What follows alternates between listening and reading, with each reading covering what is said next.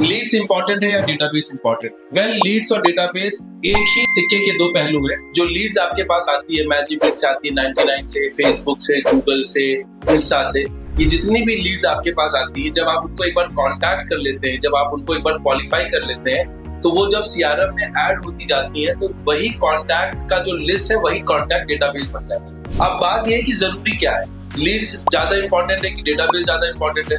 Guys, दोनों बहुत important है। डेटाबेस फ्रेश लीड से ही बनता है। जब नई लीड्स आ रही हैं, आप उस पर बात कर रहे हैं और आप उनको अपने सीआरएम में ऐड करते जाते हैं, तो वो धीरे धीरे धीरे करके आपका डेटाबेस बन जाता है। क्योंकि ये प्रैक्टिकली पॉसिबल नहीं है कि आपको अगर एक प्रॉपर्टी बेचनी है तो आप उसके लिए 5000 लीड जनरेट करें, क्योंकि कॉस्ट ऑफ लीड जनरेशन में एक्सीड जो आपको ब्रोकरेज मिलने वाला, आपका मार्जिन बहुत कम हो जाएगा। तो आप अपनी जो लीड्स आई हैं उनको रीयूज करते हैं। अब रीयूज वो कैसे होती है? जो कि आपके डेटाबेस में वो लीड्स ऑलरेडी हैं, तो आप उनको कांटेक्ट करते रहते हैं और वही डेटाबेस केवल उस प्रॉपर्टी के लिए काम नहीं आता। ये एक इंपॉर्टेंट पॉइंट है। अगर आपका एक डेटाबेस बन चुका है और आपने क्लाइंट को कांटेक्ट किया कि सर मेरे पास 3 BHK प्रॉपर्टी है वाकई में, आपको खरीदना है, अगर वो बोलता है नहीं मैं खरीद चुका हूँ, तो आप उनसे पूछ सकते हैं कि सर आपके किसी फ्रेंड को लेना है, या सर आपके किसी फ्रेंड सर्कल में किसी को प्रॉपर्टी बेचनी है क्या, या किसी को प्रॉपर्टी में इन्वेस्ट करना है क्या? तो हो सकता है कि 10 कॉल करने पे एक कोई कस्टमर ये कह दे कि यार मैंने तो प्रॉपर्टी खरीद ली, मेरी रिक्वायरमेंट तो कंप्लीट हो गई,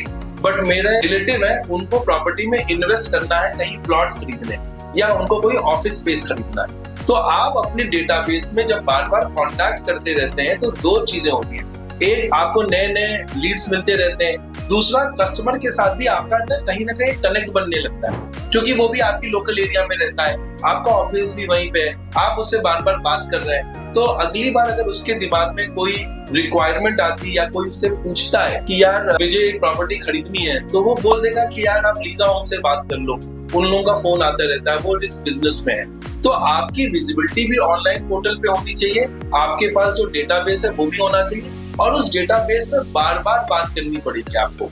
वो बोलते हैं ना कि 7 टच पॉइंट्स का एक फंडा होता है मार्केटिंग में। आप किसी को 7 बार जब कनेक्ट करते हैं ना, तो वो बंदा आपको याद रखना स्टार्ट कर देता है, और हो सकता है वो आपको रेफर भी करे। तो केवल लीड सिंगल टाइम यूसेज के लिए नहीं होती है कि मैंने पहली एक लीड आई, उस प्रॉपर्टी के लिए आई, मैंने उससे बात की, वो प्रॉपर्टी की डील नहीं हुई, तो वो लीड खराब हो गई। ऐसा नहीं है। अब वो जो लीड है ना, वो एक कॉन्टैक्ट बन गया, वो एक पर्सन है जो आपके एरिया में रहता है, और वो अगले 15 साल तक आपके एरिया में रहने वाला है। तो 15 साल में हो सकता है वो 2-3 ट्रांजैक्शन करे, हो सकता है उसके फ्रेंड्स ट्रांजैक्शन करें, उसके फैमिली वाले ट्रांजैक्शन करें। तो कहने का मतलब ये है कि एक लीड को लीड मत देखिए, as a contact, as a person देखिए, एज अ ह्यूमन बीइंग देखिए, और उससे रियल एस्टेट रिलेटेड उसकी जो भी रिक्वायरमेंट आने वाली है, उसके फ्रेंड सर्कल में आने वाली है, उसको फुलफिल करने की कोशिश कीजिए। ये एक बहुत इंपॉर्टेंट फैक्टर है। ये अगर आप समझ गए लीड और डेटाबेस